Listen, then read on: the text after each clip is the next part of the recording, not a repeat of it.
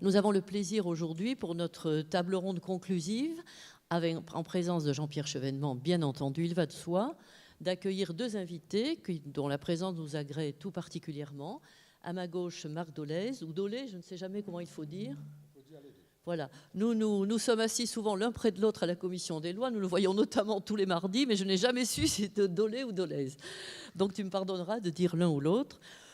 Qu'on ne présente pas, je te laisserai peut-être te présenter toi-même en propos liminaire de ton intervention. Mais nous savons tout de même que tu sièges au Front de gauche après avoir eu d'éminentes responsabilités au Parti socialiste et que tes convictions t'ont mené dans cette direction. C'est ce que nous pouvons dire. Dans l'autre partie de la table ronde, siège Jérôme Guedj, qu'on ne présente pas non plus, vous le connaissez, président du Conseil général de l'Essonne. Que dire de plus? Il est un membre du Parti socialiste très actif, ça a été rappelé tout à l'heure par Christian, à l'Assemblée nationale. Et Christian, avec le tact qui le caractérise, a su dire aussi que nous avions avec lui des points de convergence. Je ne rappellerai pas, ce qui est vrai aussi pour toi, la question du TSCG. Il y a d'autres sujets sur lesquels nous pouvons être critiques par rapport aux positions gouvernementales majoritaires, sans que cette critique soit nécessairement fondée sur les mêmes présupposés. Mais peut-être cela apparaîtra-t-il mieux au sein du débat. En tout cas, nous sommes très heureux d'accueillir ces deux, comment dirais-je, l'un membre de la majorité et l'autre partenaires, d'une certaine manière, de la majorité, au moins de la gauche au pouvoir, et de pouvoir débattre avec eux de la question qui nous réunit aujourd'hui. Je vais peut-être, sur ce thème de table ronde, demander à Jean-Pierre Chevènement s'il veut bien lancer, par son intervention, le débat sur le thème « Redresser la France par la voie républicaine ». Et nos deux invités interviendront ensuite. Et puis, j'espère qu'il pourrait y avoir un échange entre trois et aussi avec la salle. Tout cela, bien entendu, dans le temps qui nous est imparti. Alors, redresser la France par la voie républicaine, ça fait deux questions en une. D'abord, nous devons vérifier que nous sommes d'accord, tous les trois ou tous les quatre, sur la nécessité de redresser la France, c'est-à-dire le constat que la France, tout de même, s'est effondrée. Partageons-nous le diagnostic ? Et si nous le partageons-nous dans tous les points qui le définissent. Je vois trois affaissements. Il y a l'affaissement économique du pays, qui est réel depuis une trentaine d'années. De ce point de vue, je dirais que j'ai toujours un regret au Parlement quand j'entends le gouvernement dire que notre pays s'est affaissé depuis 10 ans. Il ne s'est pas affaissé depuis 10 ans. Il y a 20 ans au moins de social-libéralisme qui ont aussi eu leur part, qui a aussi eu sa part, y compris lorsque la gauche était au pouvoir, dans toutes ses composantes d'ailleurs, dans cet affaissement économique. C'est un premier point sur l'affaissement. Le deuxième point est l'affaissement moral, avec la dépression, cette dépression qui caractériserait l'ensemble de l'opinion française et qui a été analysée de manière extrêmement intéressante dans un de nos ateliers hier, Julien l'a rappelé tout à l'heure. Et puis, il y a l'affaissement du rôle international de la France, qu'on ne saurait méconnaître et que nous ne méconnaissons pas, en tout cas, au MRC. Le fait que la France n'ait plus une diplomatie originale, notamment vis-à-vis des pays arabes. Le fait que la voix de la France ne porte plus, que la France ne se donne plus les moyens de la négociation diplomatique et se lance parfois dans des aventures bien périlleuses, confondant courage et isolement. Je pense que ceci est une interpellation pour nous et en tout cas ce constat participe à mes yeux de ce que j'appelle le troisième affaissement de la France. Triple affaissement donc économique, moral et historique ou international si vous le préférez. Partageons-nous ce diagnostic? Je ne vous inflige pas les trois questions dans l'ordre, mais enfin je les marque pour simplement marquer notre point de vue sur la question. Et la deuxième question, partageons-nous quelque chose alors, et c'est la plus importante, sur les moyens de redresser la France? Pensons-nous que la place de la France dans le monde, je viens d'en parler, doit être reconstituée et fortement reconstituée? Pensons-nous que les valeurs de la République doivent mieux vivre? Ça, je pense que personne dans ce pays, même la droite, ne dirait le contraire. Mais partageons-nous les moyens de les faire vivre, que ce soit par l'école, que ce soit par la rénovation de la conscience civique, et ce n'est sans doute pas la seule chose. Et enfin, partageons-nous l'idée que notre lien à l'Europe est tel que nous ne pouvons plus aujourd'hui envisager le redressement de la France sans une action énergique vis-à-vis de l'Europe elle-même et de sa réorientation qui aujourd'hui est un peu une vulgaté. On la trouve presque dans tous les partis de ce pays d'ailleurs, mais est quelque chose qui n'est pas conduit avec l'énergie nécessaire. Voilà, partageons-nous les objectifs, partageons-nous les moyens, partageons-nous d'abord le diagnostic initial. C'est sur ces questions que je vais donner la parole d'abord à Jean-Pierre Chevènement, qui lui les partage peut-être, du moins j'ai l'espoir qu'il le dira, et ensuite à nos deux invités.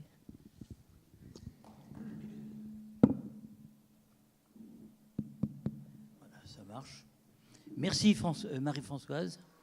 Merci à nos deux invités, Marc Delez et Jérôme Gage.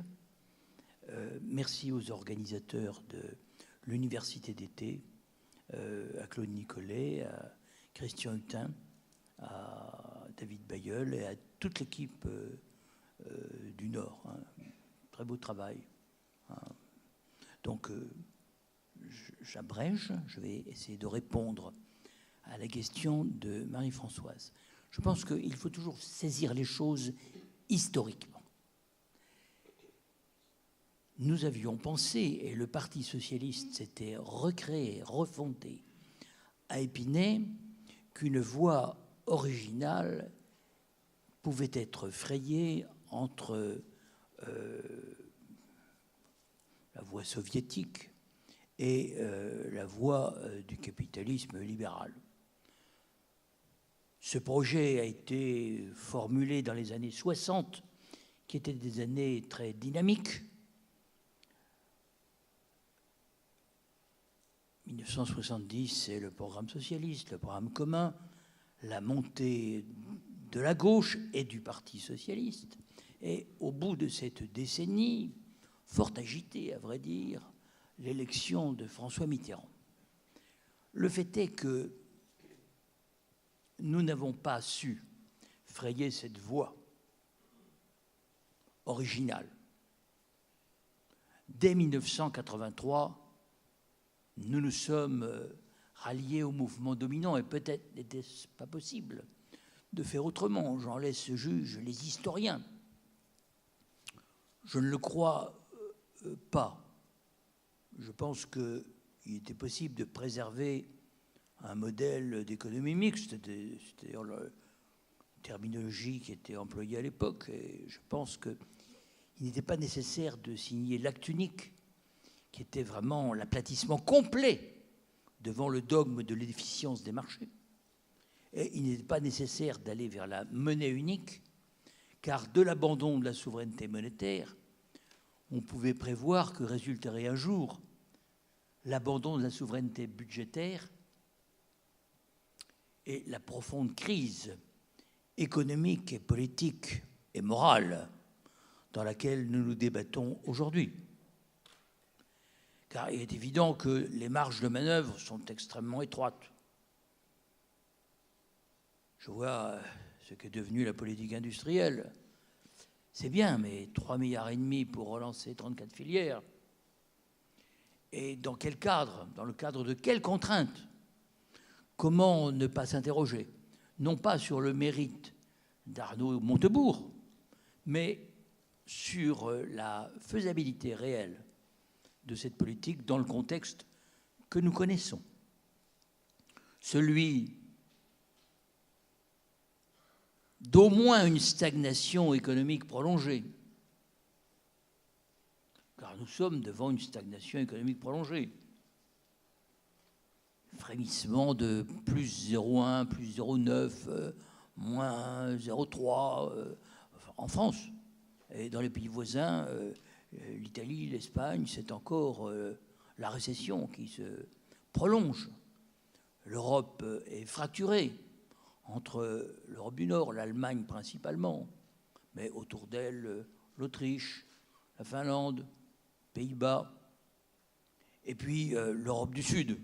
Tous les autres, pour aller vite, je mets de côté les PECO qui ne sont pas dans le système de l'euro. Le premier point que je veux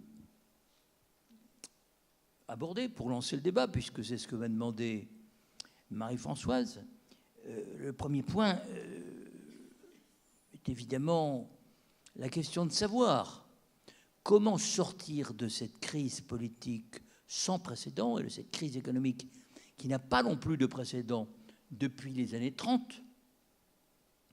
Je vous rappelle que la récession que nous connaissons, enfin nous sommes encore à moins 20% du point de vue de la production industrielle par rapport au niveau atteint en 2008. C'est du jamais vu. La politique qui est faite au niveau européen, c'est la politique qu'on reprochait à Pierre Laval dans les années 34-35, quand il baissait les salaires, qui a d'ailleurs donné l'élection d'une chambre des Front populaires. C'était un moindre mal, mais aujourd'hui, nous sommes piégés dans un système où la conclusion du traité budgétaire européen, TSCG, redouble les règlements européens. C'est la même chose, je dirais que c'est la même tendance. Et cet enfermement enlève aux politiques toute marge de manœuvre si on ne le remet pas en cause et par conséquent pose le problème de la citoyenneté dont Sami Naïr a dit très justement hier qu'elle était la marque originelle de la démocratie républicaine à la française. Nous nous définissons depuis la Révolution comme citoyens par rapport à l'ensemble des problèmes. C'est-à-dire que notre révolution n'a pas été faite pour rien contre la monarchie absolue. Le citoyen s'est approprié le regard du souverain. La démocratie et la souveraineté nationale, c'est une seule et même chose. Et par conséquent, c'est une vue d'ensemble que prend le citoyen. Relever la France par la voie républicaine, c'est le thème de cette table ronde, c'est ne pas rompre avec les valeurs d'universalité qui sont à la base de la conception républicaine de la politique. La République est un régime, à certains égards, philosophique, et se distingue, c'est vrai, des démocraties fondées sur la subsidiarité, le self-government, hérité d'une autre histoire politique. Le Saint-Empire romain germanique, dissous seulement en 1806, reposait sur cette idée de la subsidiarité formulée au Moyen-Âge par saint Thomas d'Aquin. Chacun s'occupe de ce qui est de son niveau. Comme disait Napoléon à la vendeuse de légumes, occupez-vous de vos légumes, et moi je m'occupe de l'État. Eh bien, c'est la même chose dans le Saint-Empire, mais aussi dans les organisations fédérales que nous connaissons. Chacun, et la décentralisation va aussi un peu dans ce sens, chacun est maître des affaires qui le regardent à son niveau, mais il y a un niveau au-dessus. Alors qui est-ce qui le maîtrise? Et au niveau suprême, eh bien, c'est le niveau européen qui abarre sur la décision. Il est clair aujourd'hui qu'en Europe, l'Allemagne est en position décisionnaire. Elle l'est parce qu'elle a su accumuler des excédents annuels de 185 milliards d'euros, tandis que la France a un déficit de 70 milliards. Et que tous les pays ont laissé s'accumuler des dettes qui font qu'aujourd'hui, face au chantage des marchés financiers, ils n'ont d'autres ressources que de se tourner vers l'Allemagne, qui est le garant en dernier ressort des plans d'aide mis en œuvre ou éventuels qui peuvent garantir le maintien de l'euro comme monnaie unique. J'ai entendu ce qu'a dit Marie-Françoise à propos de l'euro. Je pense qu'il faut distinguer la monnaie unique de ce que pourrait être aussi l'euro, c'est-à-dire une monnaie commune, puisque ce débat a été posé à la fin des années 80 et tranché dans le sens d'une monnaie unique, ce que proposaient les Allemands, et non pas d'une monnaie commune, ce que proposaient les Anglais. Et cela, parce qu'il faut bien le dire, une erreur a été commise. On a cru qu'en s'appropriant le mark, on allait s'approprier la prospérité de l'Allemagne fédérale. On a cru qu'on pouvait mettre sous le chapeau d'une même monnaie des économies extrêmement différentes par leur structure, des populations qui n'ont pas la même langue, pas la même culture, qui ne font pas forcément les mêmes choix politiques. Bref, on a cru qu'on allait pouvoir résorber la diversité des nations en les coiffant d'une monnaie unique qui obligerait à faire un jour le grand saut fédéral. C'était ça le calcul légèrement pervers qui a été fait, je ne dis pas par tous, mais il est clair que François Mitterrand, qui était certainement un génie politique, n'était pas un très grand économiste, et je n'injurie pas sa mémoire en disant qu'il n'avait pas lu Robert Mundell et la théorie des zones monétaires optimales. Ce n'était pas le genre de littérature auquel il s'adonnait. Il préférait Chardon, René Char, Saint-John Perse et beaucoup d'autres. Hein, il était immensément cultivé. Mais Robert Mundell, les économistes, tout ça, il en pensait probablement un peu ce qu'en pensait Churchill. Vous demandez leur avis à 6 économistes, parmi lesquels il y a M. Keynes, vous en avez 7, car M. Keynes a toujours 2 avis. Hein. Et par conséquent, le choix a été fait en fonction de critères purement politiques. Et on m'a rapporté cette historiette, que je crois juste, je n'étais pas témoin, mais c'est un conseil de Pierre Bérégovoy qui me l'a dit. Bérégovoy était hostile à la monnaie unique. Et François Mitterrand lui dit, mais qui est pour la monnaie commune? Bérégovoy lui dit l'Angleterre. Et puis qui? Il n'y a que l'Angleterre. Et les autres, ils sont derrière l'Allemagne qui propose la monnaie unique parce qu'ils pensent qu'ils vont gagner à une monnaie qui sera, au fond, la transposition du mark.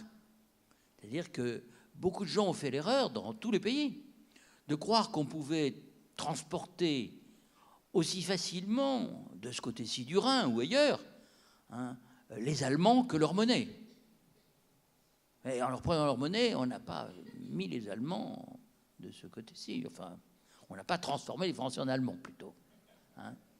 Et je crois que les asymétries qui se sont développées sont le résultat de toute union monétaire.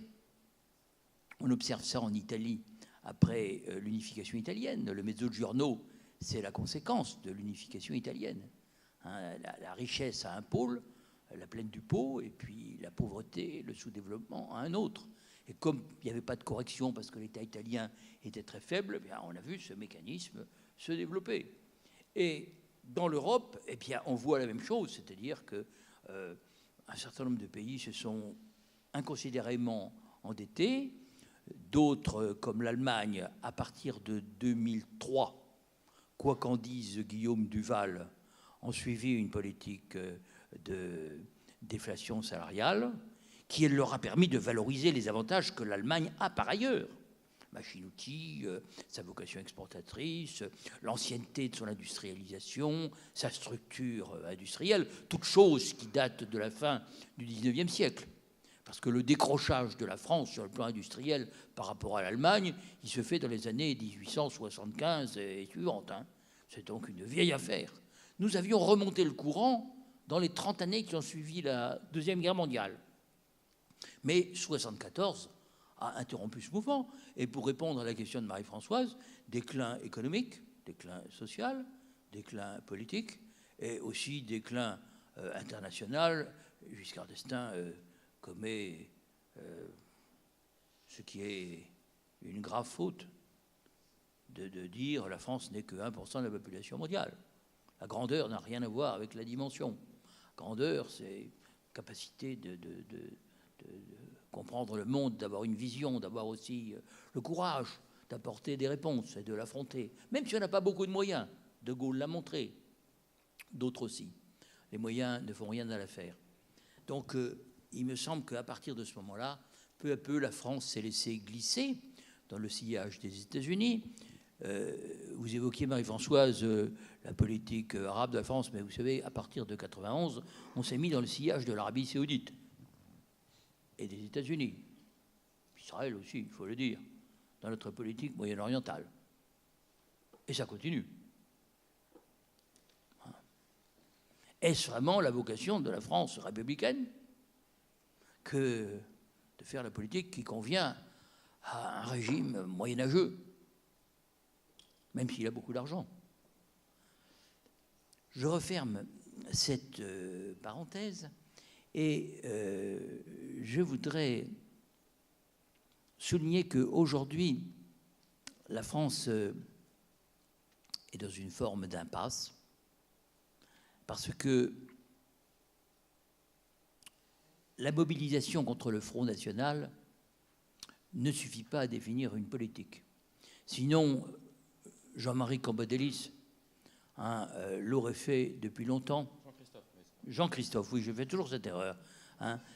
C'est parce que il ne suffit pas de mobiliser contre le Front National. Bien évidemment, nous avons sur la conception de la nation, sur les problèmes de l'immigration, sur l'idée de la France, des idées très différentes. Mais ça ne suffit pas. Je veux dire, si on ne touche pas au fond de la politique, ça n'est pas la méthode qui suffit. Or, il faut bien le dire, la droite comme la gauche, leurs principaux responsables, sont ralliés à la ligne maastrichtienne que nous avons combattue depuis 20 ans. Et nous voyons qu'aujourd'hui, pour être opérationnel, il faudra attendre la secousse inévitable qui viendra de cette stagnation prolongée, qui ne peut pas ne pas engendrer des crises sociales et politiques de première ampleur. Je pense que M. Draghi est très intelligent, il sait parler à l'oreille des marchés, mais dans certaines circonstances, les marchés n'entendent plus rien. Surtout quand son collègue, M. Bernanke, enfin il a été remplacé, je ne sais pas par qui, on va le voir, annonce qu'il va relever les taux d'intérêt aux États-Unis. Est-ce que M. Draghi pourra ne pas s'aligner? Et s'il s'aligne, alors à ce moment-là, je dirais le problème est ingérable. Moi, je ne crois pas à la mutualisation des dettes qu'a évoqué François Hollande et hier soir Manuel Valls, parce que quand on cumule toutes les dettes des États de la zone euro, ça fait quand même 10 000 milliards. Alors vous me direz qu'il y a une bonne dette, la dette allemande. Mais si vous prenez les dettes qui font problème, ça fait bien 4 à 5 000 milliards. Si vous ajoutez l'Espagne, l'Italie surtout, la Grèce, le Portugal, l'Irlande, la France, après tout, ne sommes pas sortis de l'auberge. Et puis on oublie toujours ce qu'il y a au bilan des banques. Le bilan des banques, c'est 4 fois le PNB, c'est-à-dire 50 000 milliards. Et la part des créances douteuses là-dedans, la connaît-on? On parle de l'union bancaire, de la garantie des dépôts. Qui garantira en dernier sort? Il paraît que c'est les banques qui vont se mettre d'accord entre elles, mais dans 20 ans.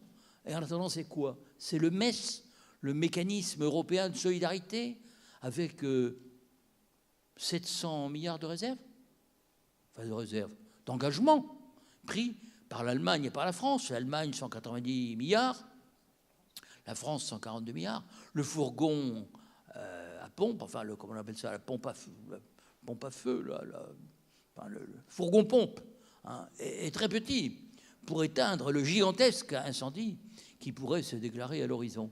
Donc je pense que le moment venu, et parce que les Allemands ne veulent pas de la mutualisation des dettes, il faut quand même bien le savoir, ils ne veulent pas faire des cocktails de dettes avec les Grecs, les Portugais, etc. Les Allemands, ils tiennent à payer leur retraite, et ils tiennent à garder leur compétitivité, et ils ne veulent pas s'alourdir de transferts massifs que Patrick Artus a chiffré à 10 points de PNB par an. Vous pensez que l'Allemagne va sortir 250 milliards par an pour entretenir le Péloponnèse, etc. Alors c'est peut-être une hypothèse théorique, mais ça ne peut pas marcher. Donc il y aura forcément une secousse. Et notre rôle, c'est de nous tenir prêts pour, au moment où tout cela se mettra en mouvement, et ce moment viendra pour pouvoir tenir un langage cohérent, un langage clair, un langage progressiste, mais un langage de responsabilité. Ce que hier nous avons appelé le retour de l'État. Car toutes nos crises se sont toujours terminées par un retour de l'État. L'effondrement de 40, le CNR, la libération, le gouvernement du général de Gaulle, les crises liées à la décolonisation, la Ve République. Et je pense qu'il va falloir à un moment que ce qui est profondément vécu par les citoyens, c'est-à-dire l'attachement à la souveraineté nationale, la souveraineté du peuple. Hein. Ils ne comprennent pas que la décision puisse être prise entre M. Olli Rehn, c'est ça, et puis M. Van Rompuy et M. Barroso, qui est un agent américain et qui se comporte comme tel. Ils ne peuvent pas comprendre que la décision ait été concédée à ces gens-là. Mais c'est un nouveau traité de Bretigny, un nouveau traité de Troyes. C'est pas possible. Donc, à un moment, il faudra leur parler, leur montrer qu'il y a une voie qui est celle de la citoyenneté et qui permettra d'imposer en Europe le nécessaire rééquilibrage. Car l'Europe, aujourd'hui, est déséquilibrée. Elle l'est de plus en plus depuis la réunification allemande et l'élargissement à l'Est. Mais elle l'est encore plus depuis les choix qui ont été faits par le gouvernement de Gerhard Schröder et de Angela Merkel, hein, qui font qu'en effet, c'est pas tenable. Et géopolitiquement, je pense que ce n'est pas raisonnable de persévérer dans cette voie. Je vais conclure en citant une phrase de Pierre Mendès France. Il n'y a pas de politique sans risque, mais il y a des politiques sans chance. Donc il est temps que nous prenions des risques et que nous abandonnions l'ornière des politiques sans chance. Hein, j'ai beaucoup aimé la citation de Colbert qu'a faite Christian Hutin. Pour le roi, souvent, pour la patrie, toujours. Merci beaucoup Jean-Pierre. Et si je puis me permettre de compléter la phrase de Mendès France, il aurait également pu dire il y a en tout cas toujours des risques à ne pas faire de politique. Car ce qui nous arrive aujourd'hui, c'est que peut-être nous ne faisons pas assez de politique. Vous l'avez dit, les Français ne comprennent pas comment l'Europe peut être aux mains de M. Barroso, Olli Rehn, sans oublier Tajani, etc. Mais ils comprennent très bien une chose quand même, c'est que tout cela ne va pas.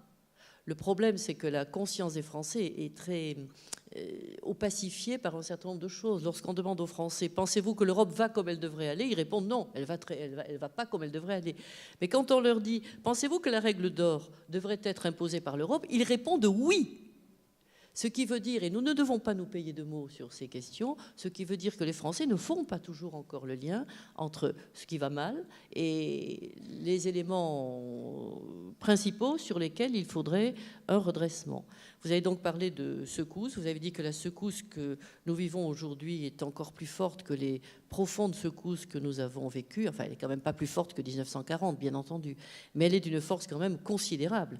Les effets de la crise de 2008 ne sont pas épuisés. Et c'est dans ce contexte que nous nous trouvons avec une majorité de gauche qui, je le dis, je l'ai d'ailleurs dit à La Rochelle aussi, c'est une majorité de gauche qui fait un gouvernement qui aujourd'hui fait voiture-balai par rapport à tout ce qui a dérapé dans notre pays, notamment depuis 20 ans, depuis Sarkozy, depuis le gouvernement de la droite depuis 2002, mais aussi, hélas, avant, y compris sous la gauche plurielle. Il y a eu un abandon d'un certain nombre de choses, un cortège de privatisation, d'oubli de la souveraineté nationale, de mauvaises décisions qui nous ont conduits, toutes prises ensemble, où elles nous conduisent aujourd'hui. Et c'est à partir de là, je crois, me semble-t-il, que se pose la question du redressement.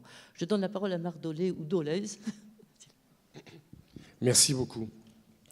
Chers amis et chers camarades, c'est un grand plaisir pour moi que de participer à cette table ronde.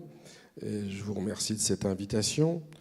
Je crois aussi important de profiter de toutes les occasions pour échanger, réfléchir et débattre entre nous, quels que soient nos positionnements respectifs, que l'on appartienne à la majorité gouvernementale ou qu'on n'y appartienne pas, quelle que soit l'ampleur des désaccords qui peuvent exister sur la politique telle qu'elle est menée aujourd'hui, des accords qu'il ne faut pas évidemment pas nier.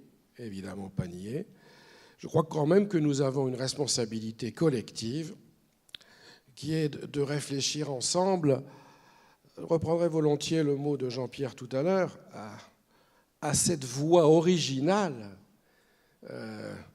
qu'effectivement le congrès d'Épinay avait fait émerger, cette voie originale que devrait emprunter la gauche française pour être à la hauteur de la situation et pour répondre aux aspirations de celles et de ceux qui lui font confiance.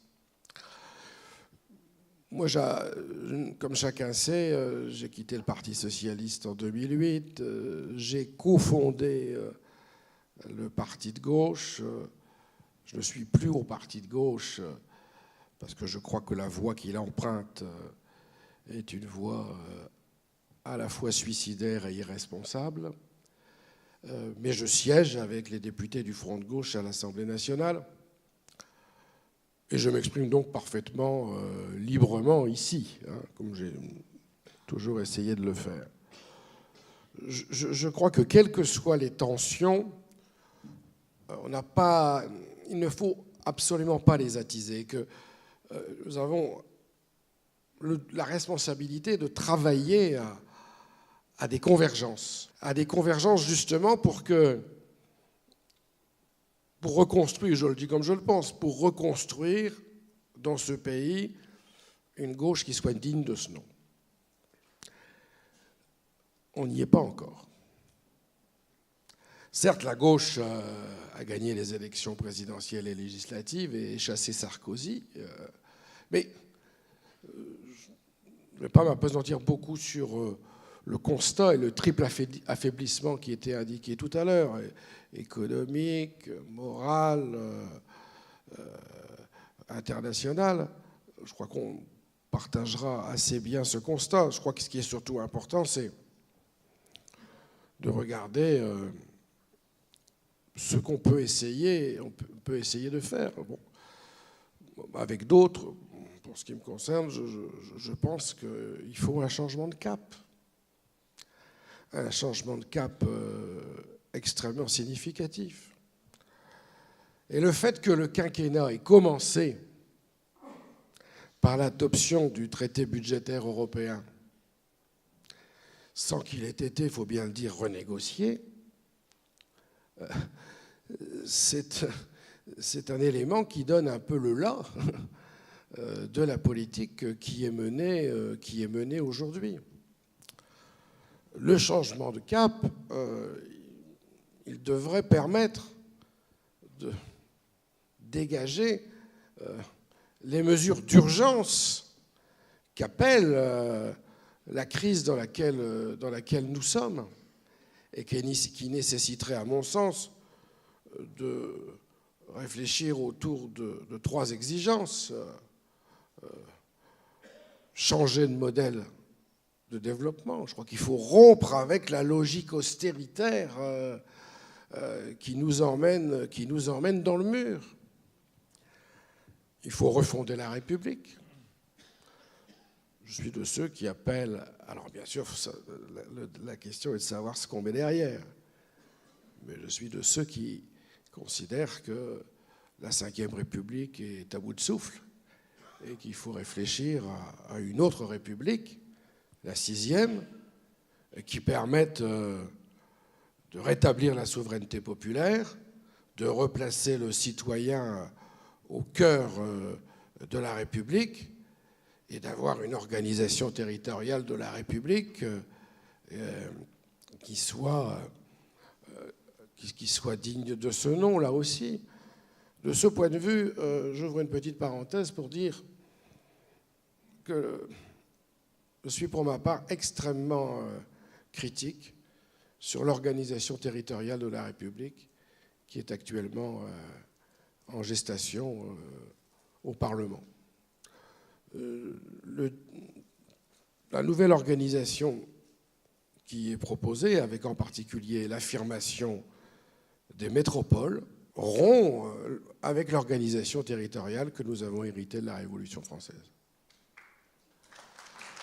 Et c'est une France des territoires à deux vitesses qui va immanquablement en résulter.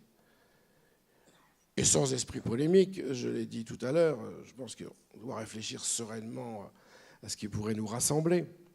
On ne changera pas les choses autrement. Enfin, quand même, que le 29 mai dernier, M. Barroso, au nom de la Commission européenne, dise à la France: vous avez un délai sur les 3%, pour revenir aux 3%, à condition, dans ce laps de temps-là, de faire deux choses, la réforme des retraites et la réforme territoriale, évidemment, c'est lourd de signification et de conséquences. Changer de modèle de développement, refonder la République, réorienter la construction européenne. Je crois que là-dessus, on sera assez d'accord sur l'analyse. L'Europe aujourd'hui, c'est 12% de chômage, c'est 30 à 40 millions de salariés exclus durablement de l'emploi. C'est un citoyen sur 4 en situation de pauvreté. C'est la domination du Nord sur le Sud. Il y a là, évidemment, à réorienter. Alors, les points de vue peuvent être différents sur le sujet. Moi, je partage l'analyse de Jean-Pierre là aussi tout à l'heure. On a cru que la monnaie unique allait pouvoir permettre de mener une politique économique et sociale de progrès qui soit commune. C'est évidemment un leurre. Alors j'ai vu que le président de la République avait relancé l'idée d'un gouvernement économique. Moi, je pense que la vraie question, c'est celle de la politique économique et sociale à appliquer. C'est évidemment ce débat-là qui devrait être à l'ordre du jour, en n'oubliant jamais que c'est le sous-emploi qui en fait creuse les déficits et que nous devrions réaffirmer l'objectif du plein emploi, ce qui signifie bien sûr de se doter d'un certain nombre de moyens et d'abord de maîtriser la question des financements et donc de revoir, je crois que c'est une question centrale, les missions de la Banque centrale européenne pour qu'elles puissent, les banques, le secteur bancaire, puissent financer une croissance qui soit créatrice d'emplois. On a besoin en France et en Europe de renouer avec une véritable politique industrielle qui soit créatrice d'emplois. Et de ce point de vue, la situation de la France s'est considérablement dégradée toutes ces dernières années, en particulier par rapport à l'Allemagne. Voilà les quelques idées que je voulais mettre sur la table à l'occasion de ce débat. En résumant peut-être d'une phrase mon propos, je crois que ce qui est aujourd'hui, devrait être aujourd'hui à l'ordre du jour, c'est le tournant de la relance. Merci beaucoup Marc. Je ne crois pas caricaturer ta position en disant que tu as appelé de tes voeux un changement de cap. Et le contenu que tu donnes à ce changement de cap, c'est d'abord sur le plan intérieur une constitution différente avec une meilleure participation du citoyen, une autre organisation territoriale. D'autre part, faire enfin une Europe économique et sociale, notamment en revoyant les missions de la BCE. Et on peut te savoir gré d'avoir fait ce lien, parce que beaucoup de ceux qui appellent de leur vœu un peu incantatoire une Europe économique et sociale ne font pas le lien avec l'institutionnel. Et puis tu as appelé de tes vœux également, bien sûr, le redressement industriel avec une politique industrielle digne de ce nom. Puis-je te faire remarquer amicalement qu'il y a un fil directeur entre ces trois éléments du changement de cap. Ce fil directeur, c'est le rôle que doit jouer l'État comme puissance publique et comme négociateur sur le plan européen. Permets-moi de te dire aussi à titre personnel mon scepticisme sur la constitution de la 6e République. C'est peut-être parce que j'ai lu les projets, j'ai vu le projet de Mélenchon, j'ai lu le projet d'Arnaud Montebourg. Il n'y a rien dans ces projets, en dehors d'un déferlement de droit, il y a 2 pages de droit sans sanction, il n'y a rien sur l'articulation entre le droit français et le droit européen et la possibilité de retrouver une souveraineté pour le droit et les institutions françaises. Et c'est la raison pour laquelle je te dis mon scepticisme personnel, je ne sais pas s'il est partagé par tout le monde, sur le projet d'une constitution de la 6e République. Mais pour le reste, je crois que tu seras peut-être d'accord pour dire que c'est le retour de l'État qui est nécessaire pour parfaire les objectifs que toi-même suggères. Le retour d'un État qui est un État précisément dont l'organisation territoriale n'est pas le dépaissement, mais au contraire l'expression, si je puis ainsi m'exprimer, et aussi le retour d'un État volontaire, un État... Alors, on entend beaucoup parler d'État stratège. Jean-Pierre a parlé depuis très longtemps d'État stratège. Et c'est une formule qui, comme beaucoup de formules de Jean-Pierre, est reprise dans le débat public. Personnellement, j'en ai un peu assez d'entendre parler d'État stratège. Tu n'en as pas parlé d'ailleurs, parce qu'on invoque l'État stratège et puis on est tranquille. On a dit qu'on pensait que ça serait bien que l'État soit stratège, mais qu'est-ce que c'est qu'être un État stratège au moment où on abandonne tous les leviers d'action de l'État? On est en train aujourd'hui encore de modifier l'aménagement du territoire. Je suis assez inquiète pour ma part, parce que nos territoires ont besoin que des décisions soient prises et elles sont différées par des réformes qui sont des réformes peut-être un petit peu optiques, en tout cas pas assez énergiques sur le fond. Voilà, je ne voudrais pas être trop longue là-dessus. Je voudrais te dire une chose encore, que le meilleur moyen de répondre aux injonctions de M. Barroso sur notre organisation territoriale et notre réforme des retraites, c'est précisément d'avoir un État français qui soit un État négociateur et qui vienne parler avec une force suffisante à la Commission européenne, sans préjudice de ce qu'il doit dire au Conseil européen, qui quand même, à ma connaissance, devrait tenir encore, pour un moment encore, tant qu'on n'a pas parachevé le traité de Lisbonne, les leviers de la construction européenne. Voilà, je passe maintenant la parole à Jérôme Gage. Merci. Écoutez, bonjour à toutes et à tous. D'abord, vous dire que je ne regrette pas les quelques sacrifices du jour. 6 heures de route, aller-retour pour venir depuis l'Essonne, sécher une partie de la fête de l'Humanité ce matin, et puis arriver très en retard à une fête de la Rose du Parti Socialiste de l'Essonne dont je suis originaire, parce que je vis pour moi un grand moment. Outre le bonheur personnel que d'être pour la première fois partager une tribune avec Jean-Pierre Chevènement, je le dis, pour le militant de gauche que je suis, être aux côtés d'une grande voix de la République et de la gauche, c'est un vrai honneur, et merci au MRC de m'avoir fourni cette occasion. Marc, on a déjà partagé des tribunes, donc tu ne m'en voudras pas d'avoir cette fulgurance-là, mais et surtout, au-delà de ce voisinage éminent, c'est surtout le fait de répondre à une invitation de partenaires de la gauche. Et comme Marc, moi je suis attaché à ce que l'union de la gauche, le débat à gauche, parfois même la confrontation à gauche, dans l'objectif de tirer le meilleur de nous-mêmes, soit le fil à plomb, a fortiori au sein du parti dit majoritaire, qui pourrait parfois céder à ce qu'on appelle une tentation hégémonique, pour le vivre à l'intérieur du parti, en étant depuis toujours quasiment un minoritaire dans mon parti, mais en considérant que c'est en contribuant à faire vivre le débat. Certains ont fait d'autres choix à d'autres moments.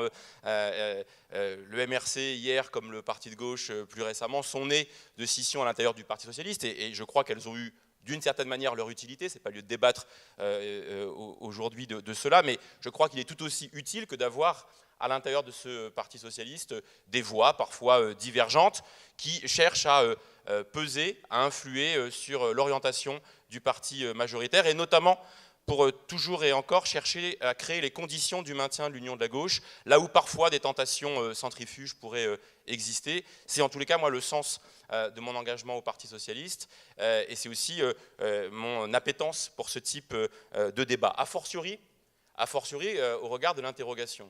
Relever la France par la voie républicaine, vaste challenge.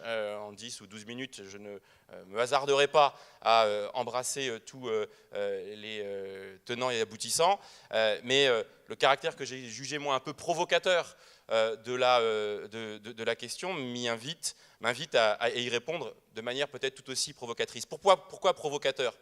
Parce que je mets de côté le questionnement sur relever la France. Je crois qu'on connaît tous les éléments de diagnostic, mais le questionnement par la voie républicaine. Mais je serais tenté de dire, mes chers camarades, mes chers concitoyens, mais quel autre possible? La voie républicaine, elle est consubstantielle à l'identité de ce pays. L'identité nationale, c'est l'identité républicaine. Il n'y en a qu'une seule, et c'est celle sur laquelle se fonde le pacte national. C'est la République qui l'anime. C'est donc à la fois un objectif, c'est un certain nombre d'outils, c'est parfois même un rempart contre la tentation que nous pouvons avoir, que collectivement les hommes peuvent avoir de préférer se réfugier dans le sectarisme, dans l'individualisme, dont le débouché économique est le libéralisme, ou dans le communautarisme qui vient justement miner cette exigence de vivre ensemble dans le cadre républicain. Donc moi je ne vois pas d'autre chemin à emprunter que la voie républicaine pour relever le pays. Mais alors ça veut dire non pas une nostalgie tournée sur des fondamentaux formalisés. Il faut naturellement s'appuyer sur ceci. Mais regardez comment justement ils constituent des points d'appui pour mener la bataille, la confrontation, le rapport de force avec ceux qui, bien sûr, sans le proclamer, personne ne vient dire « je suis là pour saper les fondements républicains de la nation française ». Personne ne le dit, ni à droite, ni à gauche, ni dans les turiféraires de la construction européenne ordolibérale. Mais quand même, assumer et constater qu'il y a une bataille et une confrontation qui est menée, pour laquelle il faut revenir à quelques fondamentaux. Le principal, il a été évoqué par Jean-Pierre Chevènement, c'est la question de la localisation du pouvoir politique. Le pouvoir est devenu évanescent.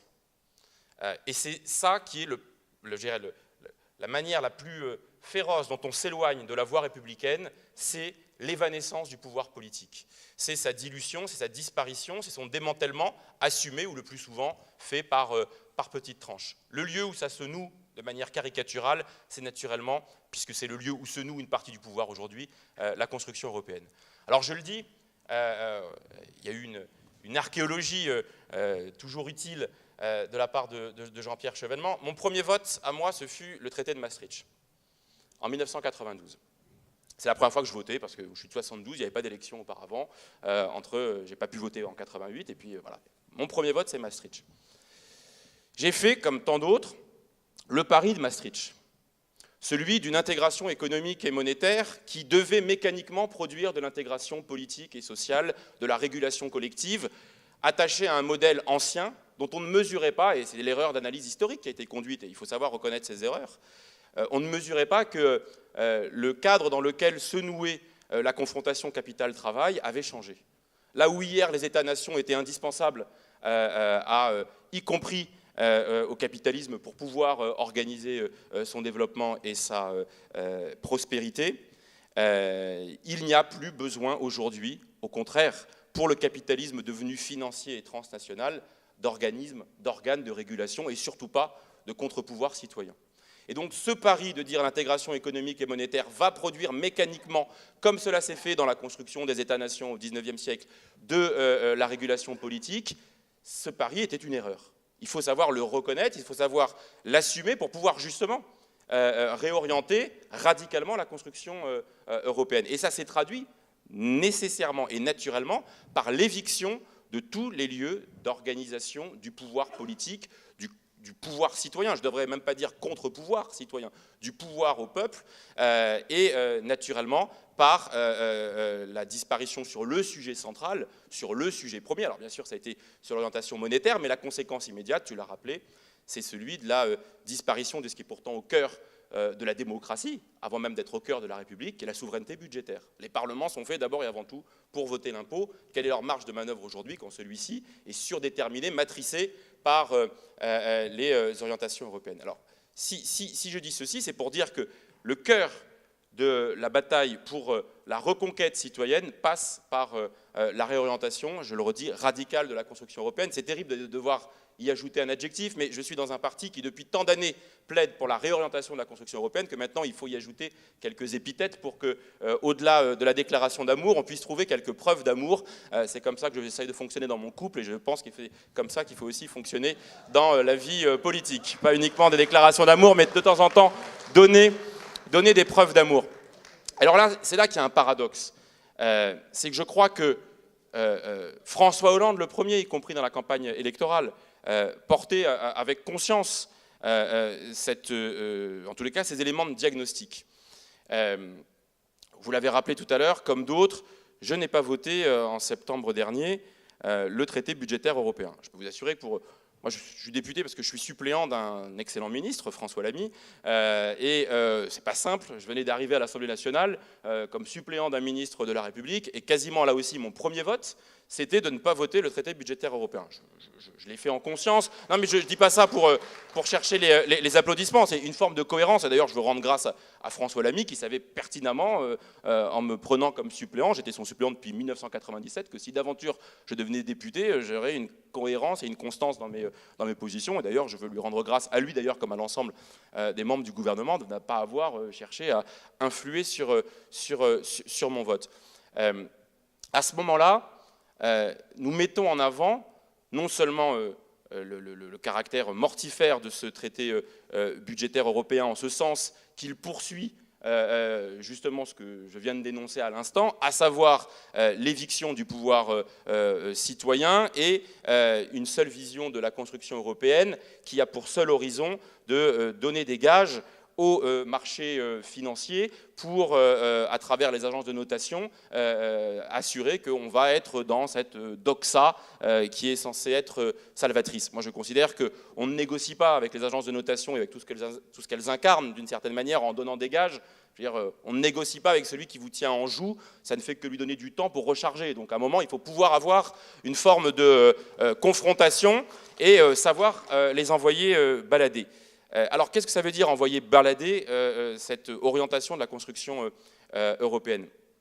Ça veut dire constater, en effet, que la fixation de ces règles gravées dans le marbre, et dont on disait d'ailleurs à l'époque, d'une certaine manière, qu'elles étaient caduques avant même d'être votées. Et d'une certaine manière, même si je connais les éléments de contradiction qui peuvent être apportés, quand nous disions vouloir à tout prix respecter les 3% de déficit budgétaire, être dans telle soumission, ne tiendra pas dans la confrontation au réel.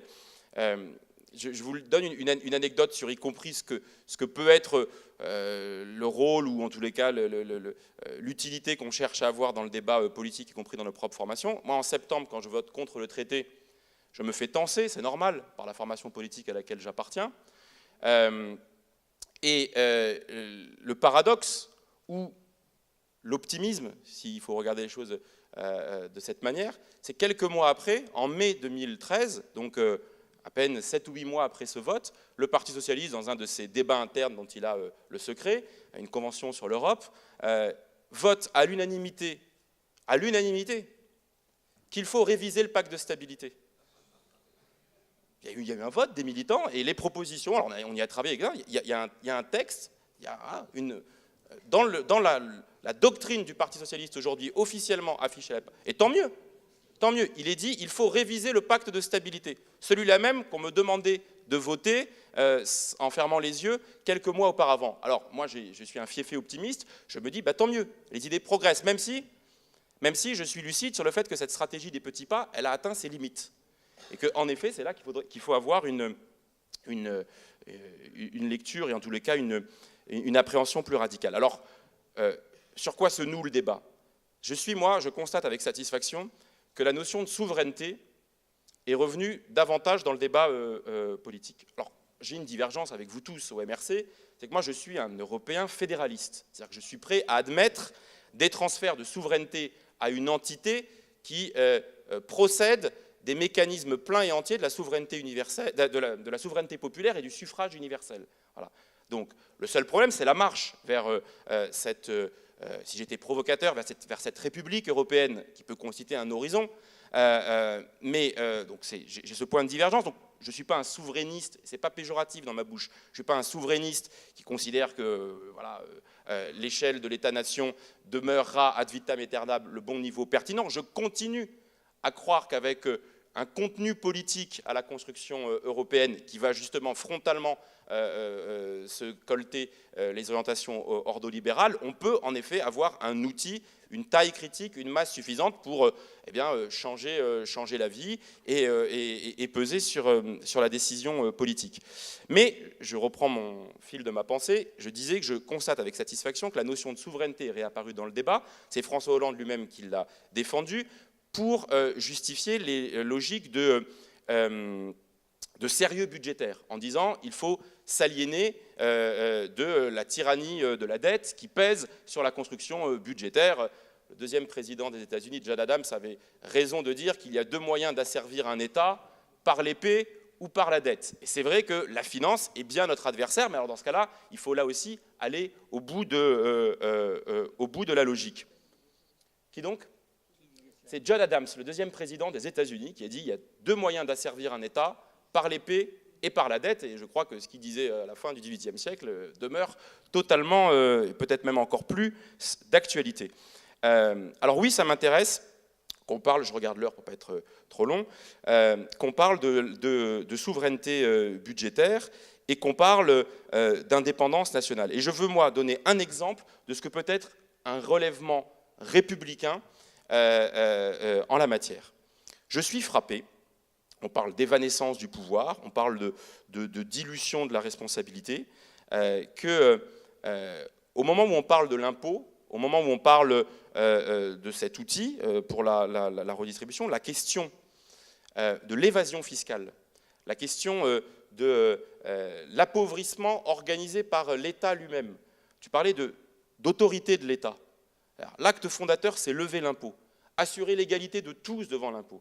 Aujourd'hui, au gré d'affaires diverses et variées ou de journalisme, d'investigation un peu, je dirais, charpenté, on prend la mesure de cette éviction, de cette fuite devant l'impôt pour tout un tas d'acteurs. Pas ceux qui sont les forces vives de notre pays, les commerçants, les artisans, les PME, etc., mais de ceux qui sont justement les cariatides de ce fric mondialisé, les grandes entreprises du CAC 40, enfin quelques jours encore, apprendre que je ne sais plus quelle grande entreprise, ça va être Facebook en France. Non, je crois que c'est Facebook, qui paye 191 000 € d'impôts en France. Voilà, non, mais à un moment, alors, vous allez me dire c'est anecdotique, mais on sait que l'ampleur de l'évasion fiscale, et notamment pour une grande part de ces entreprises du CAC 40, je pourrais vous parler de Total et de quelques autres, là, la réhabilitation de l'autorité de l'État vient directement converger avec l'objectif de justice sociale. Parce que les moyens dont l'État s'est privé volontairement ou involontairement depuis tant d'années, ce sont ceux qu'on demande de trouver en faisant porter les efforts sur le plus grand nombre, à coup d'allongement de la durée du travail ou à coup d'exonération de cotisations sociales pour les entreprises. Donc il y a un moment, il faut faire converger le discours de l'autorité de l'État autour de son acte central qui est de lever l'impôt et d'organiser sa redistribution. Et je pense qu'on a matière pour le faire. Puisqu'on parle d'impôts et qu'on est dans la préparation du débat budgétaire, je le dis à mes amis parlementaires au sein du groupe SRC, je pense que l'attachement à la dimension républicaine en l'espèce, c'est celui de renouer avec un impôt progressif et républicain. Enfin, républicain parce que progressif, fidèlement à l'article 13 de la Déclaration des droits de l'homme. Chacun a raison de ses facultés contributives. Le système de prélèvement fiscalo-social en France n'est pas progressif, donc il n'est pas républicain. La manière de rétablir la progressivité, c'est de faire notamment la fameuse réforme ou révolution fiscale, appelons-la comme on veut. Alors je sais que ça effraie tout le monde quand on parle de réforme fiscale aujourd'hui, parce que les gens ils ont l'impression qu'on va rajouter des impôts. Parlons d'une réforme fiscale qui consiste à dire que certains vont payer moins d'impôts et d'autres vont en payer plus, parce que c'est ça la justice sociale que d'organiser cette progressivité de l'impôt. C'était d'ailleurs une proposition de François Hollande dans la campagne électorale. Avec d'autres, je considère qu'il faut la remettre sur la table. Il avait dit sur la durée du quinquennat, c'est le deuxième budget qui va être proposé, et je ne vois pas le début de commencement de cette réforme fiscale qui pourrait se traduire notamment par le rapprochement entre l'impôt sur le revenu et la CSG, et nous on proposera avec d'autres de commencer par introduire une CSG progressive. Voilà quelques éléments mis dans la discussion. J'ai été trop long, je veux terminer juste par un point. Au cœur du pacte républicain, des outils républicains pour relever la France, il y a quelques piliers qui sont régulièrement menacés, qui l'ont été pendant des années par la vision libérale. Ces piliers, ce sont les services publics, à commencer naturellement par l'éducation nationale. C'est le code du travail, qui est celui qui rétablit l'égalité ou qui compense l'inégalité de la relation de travail entre l'employeur et son salarié. C'est la sécurité sociale et le système plus largement de protection sociale. On peut naturellement y ajouter la laïcité comme outil du vivre ensemble et comme garant de cette égalité. Bref, ces piliers qui sont ceux qui permettent de construire la société des égaux, celle qui n'est pas naturelle, qui est cette fulgurance formidable au cœur du pacte républicain, qui a fait un moment qu'on s'arrachait à la boue dans laquelle les tyrans et les prêtres voulaient nous maintenir. Cette société des égaux, elle s'appuie sur ces piliers. Ces piliers, par petites touches, ils sont menacés. Les services publics, par l'appauvrissement de l'État, et notamment par les règles budgétaires et fiscales, les mécanismes, je n'y reviens pas. Le Code du travail, comme organisateur d'une protection des salariés en premier, parce que précisément, il y a cette doxa ordolibérale qui consiste à dire que la libéralisation du marché du travail, son assouplissement, sa flexibilité sont des garanties pour lutter contre le chômage. Je n'ai jamais compris comment faciliter les licenciements était un bon outil pour lutter contre le chômage. Je considère qu'il faut plutôt, au contraire, dans ces périodes, œuvrer pour de la protection, ce qui ne veut pas dire déclarer la guerre aux entreprises, mais ne pas être dans cette logique un petit peu simpliste et réductrice. La sécurité sociale, oui, mille fois oui, mais pas dans une approche défensive. Avec d'autres aujourd'hui, je défends l'idée que la sécurité sociale reconquiert l'esprit originel de 1945, c'est-à-dire de ne pas sous-traiter une partie de la couverture des risques à des acteurs privés, ou en tous les cas hors du champ de la sécurité sociale, fussent-ils, et je le dis à mes amis de la mutualité, des organismes complémentaires, y compris dans le champ mutualiste. La sécurité sociale doit couvrir le risque dès le début et ne pas... Vous savez, on a un mouvement tendanciel de près de 75 à 50% aujourd'hui du risque maladie qui est couvert par l'assurance maladie. Et sur la laïcité, nous dire entre nous que c'est un élément de l'ordre juste et républicain dont nous avons besoin dans le pays. Laïcité toute simple, c'est-à-dire je n'y ajoute pas d'adjectifs comme le faisait Nicolas Sarkozy, mais je le dis aussi avec beaucoup de conviction, c'est une laïcité qui ne doit pas être comprise et entendue comme une déclaration de guerre à une partie de nos concitoyens. Voilà. Donc il faut qu'elle soit intransigeante avec tous ceux qui veulent saper de l'intérieur les fondements de la République.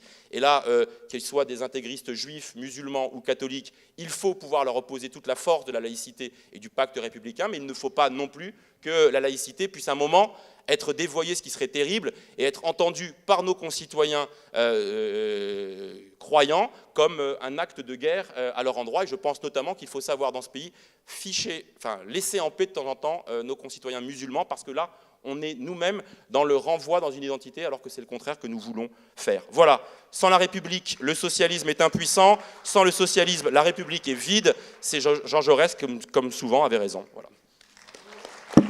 Merci beaucoup à Jérôme Guedj. Non, je te rassure, tu n'as pas été trop long. Et à travers le brillant de ton propos, nous avons retrouvé aussi des questions de fond qui nous sont chères. Pas absolument toutes, mais comme je n'ai pas le temps, j'espère que nous pourrons avoir à nouveau ensemble un long débat sur toutes les questions que tu as évoquées.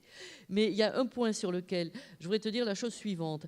C'est l'affaire des transferts de souveraineté. Nous ne sommes pas opposés, Jean-Pierre Chevènement l'a dit lui-même à plusieurs reprises, à certains transferts limités de souveraineté dans une entité. Mais la différence, c'est que tu appelles de tes voeux, comme tes camarades qui pensent dans le même sens, une entité qui procéderait de ce que tu appelles vraiment le suffrage universel, c'est-à-dire en réalité un peuple européen, alors que nous pensons, nous, que l'entité à laquelle nous pouvons consentir certains transferts de souveraineté, c'est nécessairement une entité représentant les États souverains et représentant chacun des peuples souverains. Quelque chose comme le Conseil européen, à améliorer. C'est ça qui nous divise du courant que tu représentes et qui divise par rapport à l'analyse qui est la nôtre. Je ne veux pas être trop longue parce que beaucoup de choses que tu as dites appelleraient une réflexion, mais je retiens que tu as appelé de tes voeux une réorientation de l'Europe que tu as appelée radicale. Et je crois que ce mot est particulièrement bienvenu dans ce sujet. Je te remercie. Alors, il nous reste à peine 10 minutes. Je vais peut-être demander à Jean-Pierre Chevènement de réagir rapidement. Et puis, si Marc Dolez veut ajouter quelque chose, nous pourrions ainsi rebondir, comme il est d'usage dans les tables rondes. Parce qu'on rebondit bien qu'on soit assis. D'autant plus rapidement, Marie-Françoise, que tu as déjà répondu. Je dirais à Marc Dolez toute l'estime que j'ai pour lui et pour son parcours, que je connais bien depuis longtemps. Relance, oui, mais je pense que si on a bien réfléchi à la manière dont se pose le problème à l'échelle mondiale, ça passe par un changement de la parité monétaire. En tout cas pour nous et pour les pays de l'Europe du Sud. Disons qu'il faut que la parité de l'euro soit ramenée au moins à sa parité de départ, probablement à une égalité 1 euro égale 1 dollar. C'est-à-dire une dévaluation d'environ 20%. Pour la moyenne, peut-être que certains pays n'ont pas du tout besoin de cette dévaluation, l'Allemagne et d'autres encore, qui pourraient même réévaluer par rapport au cours moyen d'un euro monnaie commune qui juxtaposerait plusieurs monnaies sous un toit européen commun, un euro monnaie commune. Ces idées ont été développées en différents lieux. J'y reviendrai dans un prochain livre. Je ne veux pas m'y étendre. Mais je pense qu'aujourd'hui, nous sommes étouffés, nous, mais aussi les pays de l'Europe du Sud, par une monnaie surévaluée qui nous maintient dans un équilibre de sous-emploi. Et c'est là-dessus qu'il faut agir. Peut-on le faire par le canal de la Banque centrale européenne? Je crois qu'elle est très loin de cela. Les Allemands n'en veulent pas plus qu'ils ne veulent de la mutualisation des dettes. Je pense que la monnaie commune risque de s'imposer le jour où on sera face à un éclatement sauvage. Il faudra bien une solution plus raisonnable, qui est l'organisation de cette transformation de l'euro, une organisation raisonnée, concertée entre tous les pays membres, et qui passe par un accord, principalement entre la France et l'Allemagne. Mais il faut y avoir pensé. Mais c'est la seule marge de manœuvre, en réalité, du président de la République. Et je te dirais que je ne suis pas d'accord, moi, sur le thème de la 6e République. Il faut que le président de la République soit l'homme de la nation, et non pas le fondé de pouvoir des institutions européennes ou de la chancelière allemande. Je ne fais pas de dessin, Lisbonne, le TSCG, etc. Je pense réellement qu'il faut faire vivre les institutions de la République. Que ce n'est pas en faisant une énième constitution, comme on l'a toujours fait en France depuis 1789, qu'on va se sortir du pétrin. Maintenant, un mot à Jérôme, que j'écoutais avec beaucoup d'intérêt. Je pense que là, on bute toujours sur la question de l'Europe et de la fédération. Mais s'il y avait un peuple européen, on pourrait faire une fédération. Et si un jour il y a un peuple européen, nous ne sommes pas ennemis de cela. Et nous n'excluons pas qu'un jour, il puisse y avoir une fédération. Mais nous n'en sommes pas du tout là. Nous n'en sommes pas là. Et le vécu des Français, les Français se sentent beaucoup plus près des Algériens, par exemple, que des Lituaniens, ou des Lettons, qui sont des peuples très très lointains, on ne les connaît même pas. Donc il n'y a pas de peuple européen, c'est le tribunal constitutionnel de Karlsruhe, en Allemagne, qui a dit que le Parlement européen n'est pas un vrai Parlement, puisqu'il juxtapose la représentation de 27 peuples et qu'il n'y a pas de peuple européen. C'est noir sur blanc dans les attendus d'une décision qui s'appelle Traité de Lisbonne de 2011 du tribunal constitutionnel de Karlsruhe. Donc ne rêvons pas, et allons vers en effet une Europe des nations qui mettent en commun des compétences qu'elles continuent à contrôler démocratiquement. Et à mon avis, ça aurait été mieux de rester à la formule de l'Assemblée européenne où il y a des députés ou des parlementaires de chaque pays, plutôt que d'une élection postiche à un Parlement postiche, qui est l'élection européenne, à laquelle participe aujourd'hui moins de la moitié de la population. Sauf alors s'ils votent sur des questions intérieures, ce qui est généralement le cas. Quel cas, tout est possible. Alors voilà, c'est le point où nous avons un certain désaccord. Merci pour la citation de John Adams. Je l'avais oubliée, elle est très juste. Mais aujourd'hui, qu'est-ce que c'est que l'Europe? Sinon un moyen d'avoir subordonné toutes les nations à une seule, par le moyen de la dette. Absolument. Et de la part de l'Europe, en refusant les paix lorsque c'est nécessaire, puisqu'elle nous a laissés toutes seules dans l'intervention au Mali. J'en dirai pas davantage. Nous n'avons pas trop le temps, je crois, de débattre avec la salle. Je vais peut-être... Est-ce qu'elle va nous le pardonner? Voilà. Oui, et pour la Syrie, elle va nous le pardonner compte tenu de l'intérêt que nous avons à utiliser au maximum, à presser comme des éponges les brillants intervenants qui sont là. Peut-être chacun d'entre eux veut-il dire encore un petit mot, Marc Dolez? Un tout petit. D'abord pour dire qu'effectivement, sur la réaffirmation du rôle de l'État, nous sommes bien en phase. Deuxièmement, alors sur la 6e République, la question est de savoir ce qu'on veut. Moi, je pense qu'il faut refaire de l'élection des représentants du peuple l'élection majeure, de laquelle tout découle. Aujourd'hui, l'élection majeure, c'est celle du président de la République, et les députés sont élus quelques semaines plus tard dans son sillage. Je ne veux pas revenir à la 4e République. Je pense qu'il faut reconstruire une République qui soit parlementaire. Et si je m'écoutais, mais je sais bien que le point de vue est très minoritaire, je l'ai défendu partout où je suis passé. Je pense qu'il faut remettre en cause l'élection du président de la République au suffrage universel. Je pense qu'il faudrait aller jusque-là. Alors on me dit que c'est pas possible, que les Français y sont attachés, enfin toute une série de sornettes de ce genre. On voit aujourd'hui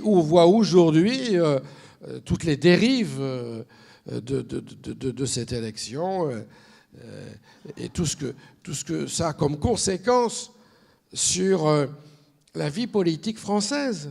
Hein. On est déjà dans la préparation de 2017. Les grandes formations politiques vont toutes passer maintenant par la case des primaires. Une espèce de dérive à l'américaine. Bon, je pense que cette question-là doit être posée. Je la pose. Merci beaucoup. Puis-je te faire amicalement remarquer que c'est seulement lorsqu'un président de la République a su parler fortement au nom du pays que nous avons pu sortir parfois le pays de l'ornière. Je pense à la position du général de Gaulle, le discours de Phnom Penh, la politique qui a mené au compromis de Luxembourg. Je pense à la position courageuse de Jacques Chirac sur la guerre d'Irak. Est-ce que nous aurions pu l'avoir dans une autre constitution? Je n'en suis pas du tout certaine. En revanche, la constitution a été souvent définie, c'était notamment l'opinion de Vedel, comme mi-parlementaire, mi-présidentielle. Il est vrai que le volet parlementaire, le volet représentant du peuple, et nous sommes certains ici à en souffrir, n'est pas assez actif, ne joue pas un rôle suffisant dans notre Constitution. Et je me permets d'attirer ton attention sur l'effet extrêmement pervers qui a été celui de la réforme du quinquennat. Parce qu'il y a la réforme du quinquennat qui a mis le Parlement dans la main du futur président, lequel est dans la main des deux grands partis qui se partagent aujourd'hui le pays. Et c'est cela, la réforme peut-être la plus nocive. Le reste, naturellement, est sujet à discussion. Je pense qu'il faut rénover le rôle du Parlement et je crains bien que la réforme du cumul n'aille pas vraiment dans ce sens, ou alors elle irait dans ce sens si elle appelait derrière une réforme beaucoup plus énergique. Mais il n'est pas temps, je crois, d'en discuter ici. Je vais plutôt passer la parole à Jérôme Guedj. Je ne veux pas qu'on se focalise uniquement sur ce débat de la tuyauterie institutionnelle, mais il a quand même son importance. Et moi, j'ai des interrogations aussi sur ce que pourrait être la 6e République. En tous les cas, je constate une chose, et là, je suis passé de la connaissance livresque à la pratique quotidienne en devenant parlementaire. Le parlementarisme rationalisé, c'est sympathique de le définir comme tel, mais c'est surtout et avant tout un Parlement globalement muselé, incapable de peser, y compris quand il a le sentiment que ça pourrait être utile, sur l'orientation politique. Donc je ne suis pas pour une inversion, je ne suis pas pour vider de sa substance le président de la République, mais je pense qu'il y a de la marge de progrès, parce qu'aujourd'hui, et c'est encore plus vrai pour des parlementaires de la majorité, nous sommes acculés à ce choix terrible, à cette alternative stérile, qui est soit, quand il y a un désaccord, et il peut exister, il peut même traverser et vraiment être répandu, c'est soit le conflit majeur avec la majorité, soit avec le gouvernement, soit le barreau d'honneur. Voilà. Donc, moi, je regrette de constater qu'on est à chaque fois dans la logique de l'amendement, de la proposition, à aller quémander la bienveillance de tel ou tel éminent conseiller dans tel ou tel cabinet ministériel. Voilà. Je pourrais vous raconter plein d'anecdotes. Quelques-uns des amendements que j'ai réussi à faire passer à l'Assemblée nationale, je ne le dois pas à la force de persuasion à l'intérieur du groupe socialiste, je le dois au fait que j'ai quelques bons copains de promo qui sont dans les cabinets ministériels et qui m'ont aidé à faire passer les amendements en cassant. Mais je me dis que c'est assez frustrant. Voilà. Et que c'est assez, là aussi, illustration de l'évanescence du pouvoir. Et je préfère qu'on puisse le remettre d'où il vient, c'est-à-dire pour les mandants du peuple que sont les parlementaires. Encore une fois, cette question de la dilution du pouvoir, de son évanescence, hein, je trouve que c'est un joli mot de la langue française, le mot évanescent, mais appliqué au pouvoir politique, il est redoutable et il est inquiétant. Et je crois que c'est le cœur de la reconquête républicaine, c'est celui justement de ce réarmement, qui n'est pas qu'un réarmement, et je termine par là, institutionnel, c'est aussi un réarmement idéologique, d'assumer la confrontation. Je crois que la politique, c'est toi qui le disais tout à l'heure, ou en parlant du du combat contre le Front National, c'est d'assumer, c'est de prendre les risques d'un certain nombre de choix politiques. La politique, en ce moment, elle crève de l'indifférenciation de nos concitoyens qui ont parfois le sentiment, à tort ou à raison, que les partis politiques sont d'accord sur l'essentiel et se disputent sur l'accessoire. L'essentiel étant l'orientation économique sur quelques points. Je caricature, je mesure. Non, parce que moi, alors là, je ne mettrai jamais un signe égal entre Nicolas Sarkozy et François Hollande. Jamais. Voilà. Donc, non, mais le risque étant que des voix plus tonitruantes, parfois, mettent un signe égal, et je sais que tu t'es éloigné de ces voix tonitruantes qui mettent un signe égal entre François Hollande et Nicolas Sarkozy. Ce n'est pas le cas, mais parfois, et moi-même je me bats contre ça, il y a sur la construction européenne, sur quelques choix de politique économique, ce sentiment d'une indifférenciation qui est celui qui tue de l'intérieur la politique. C'est en réaffirmant des choix radicaux qu'on réhabilitera la politique et la République. Oui, bien sûr. Je vais passer la parole à Jean-Pierre Chevènement en disant quand même une chose à Jérôme Guedj, c'est que nous sommes d'accord sur un point, c'est que c'est une affaire républicaine que d'avoir dans un pays, fût-il sous le régime comme le nôtre, un Parlement digne de ce nom. Et aujourd'hui, je partage largement son diagnostic. Le Parlement est certainement à rénover, et pas à rénover comme l'a fait la réforme Sarkozy de 2008, qui a eu plutôt des effets contre-productifs. Bon, je m'arrête en ce point, mais je partage quand même une bonne partie de son diagnostic. Oui, je disais que le débat institutionnel n'était pas le bon. François Mitterrand disait « Après moi, il n'y aura plus de grand président de la République. » Parce qu'il y aura l'Europe. Et le vrai débat, c'est la réorientation radicale, encore que nous avons appris à nous méfier du mot radical, hein, de l'Europe. Et à partir de là, la République retrouvera son sens et nos disputes institutionnelles pourront être relativisées.